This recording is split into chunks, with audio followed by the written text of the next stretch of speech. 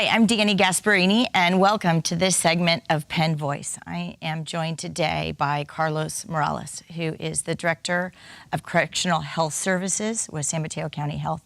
Carlos, thanks for joining us. Thank you very much for having me. We have a topic that sometimes isn't one that we like to talk about, but I am so inspired by the work that you're doing in San Mateo County Health that I'm so glad to be bringing this program to our viewers, because we sometimes think about our incarcerated individuals in a specific way and don't understand there's the complexities of our guests in jail. So we're going to enlighten them a bit. So tell us a little bit about what you specifically do within the Department of Correctional Health Services. Well, first, thank you for this opportunity. And yeah, I'm the Director of Correctional Health Services, so I oversee a team of folks who manage medical, mental health, dental, and substance abuse services for the incarcerated population. We have a population of about 1,000 men and women at any one time, about 100 women in 2 facilities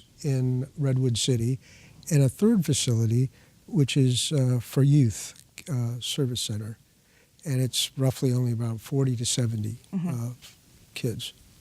And you specifically are focusing on the individuals that are incarcerated with those 3 sort of issues when they come to you, either a health issue, a substance abuse That's correct. issue, mental health issue, but you're also in charge of just their daily health, like you had said, ensuring that they're visiting their doctor on a regular basis, dental issues, eyesight, etc.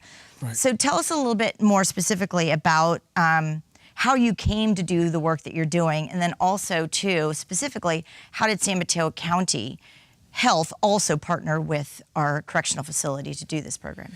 So I'm a licensed clinical social worker, and I've been working in this field for roughly about 30 years. And when I originally got out of the Air Force in 1979, I went to work for the California Department of Corrections as a correctional officer.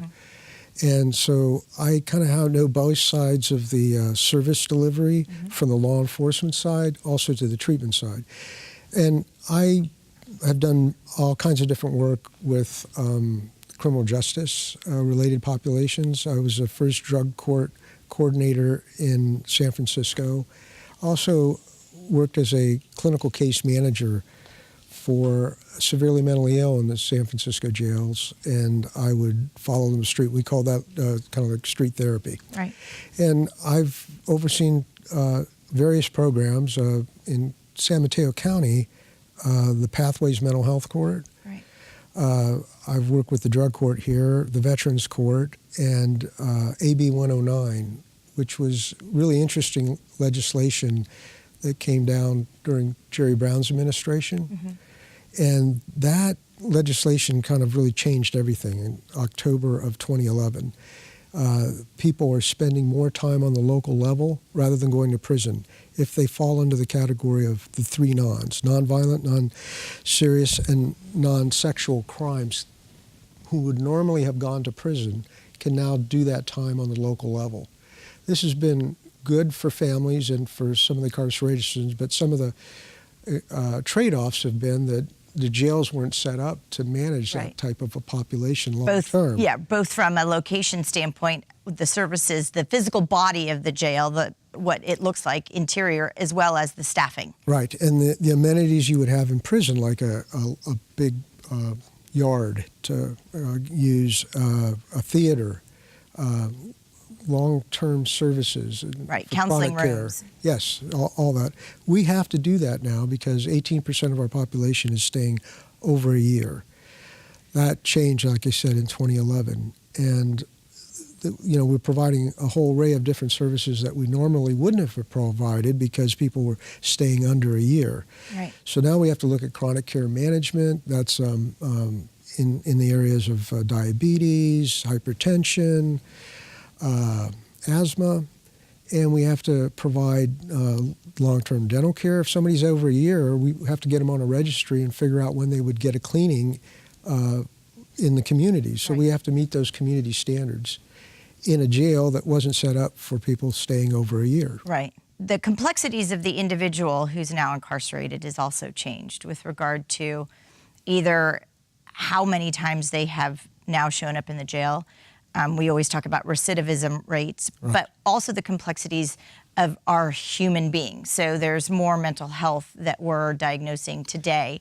And that's a very complex issue to deal with, as well as substance abuse. So not only is there the criminal aspect of ensuring that this individual is doing their time for a crime that they committed, but now also too, how do we care for that individual and perhaps give them a greater opportunity once they're released. So can you speak to some of those specific programs? It's really challenging in the sense that we have roughly anywhere from 50 to 70 people coming into custody every day and 50 to 70 going out.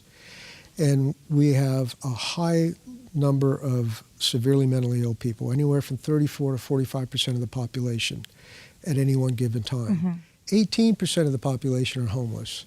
So we have a lot of issues around poor care, needing all additional services. So we've had to tailor our service delivery to become a good modern jail to deal with those issues that this population presents with. And it's been very challenging, but it's been very rewarding, and it's very important to do these services, because each one of these individuals are going to do two things. They're going to come into custody and they're going to leave custody. And we want them to leave, especially if they're severely mentally ill, with a reentry plan, a way to hook up with the community. That means our programming inside has to address those issues and manage the engagement, get people willing to avail themselves of those services. And we also provide services to a high level of substance abuse, people who come into custody with substance abuse issues. We have what we call the Choices program. It's kind of like a residential program in custody. And that has a 23-year history. And it's a modified therapeutic community, and it's helped many people re-engage in the community and kind of reclaim some dignity, self-respect around their issues. And it's a lot of life skill building. And we're really proud of that program. And I want to go back just to ensure that our viewers know that once an individual is released, there is a plan for that individual, or at least the tools and services that you can now point them to continue their care, whether it's just health care, simple health care, or if it's continued mental health care, or if it's continued job employment and training, et cetera, et cetera. I do want to focus on Choices for a moment.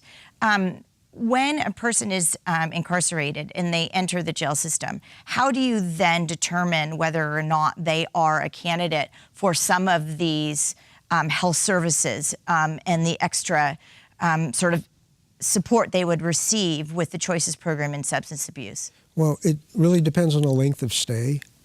And that's really critical. If people are going to stay over 45 days, then they are kind of looked at if they want to. And they have choice opportunities to volunteer, to be in the program. To be in the program, and Choices is really kind of it's 96 individuals at one time are being treated in Choices, so it's a real community, and it really has a lot of people from the outside coming in that do volunteer work. There's all kinds of services being provided, cognitive behavioral approaches. There's a lot of skill building and work done in groups. They also do a lot of community events.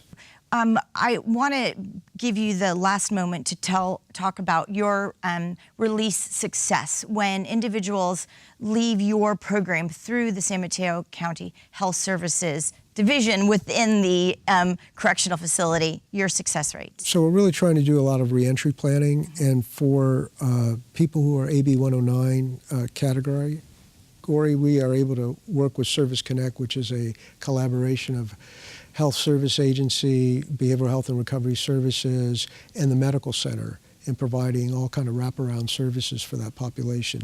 We've also put into place a behavioral health pod for mentally ill people and severely mentally ill folks, and we have an acute stabilization unit that we just brought on line. So we have a continuum of care, and we do a lot of reentry planning there to get people back to clinics, to make certain that they get their medications, Right. and that they avail themselves to what other community resources that we can.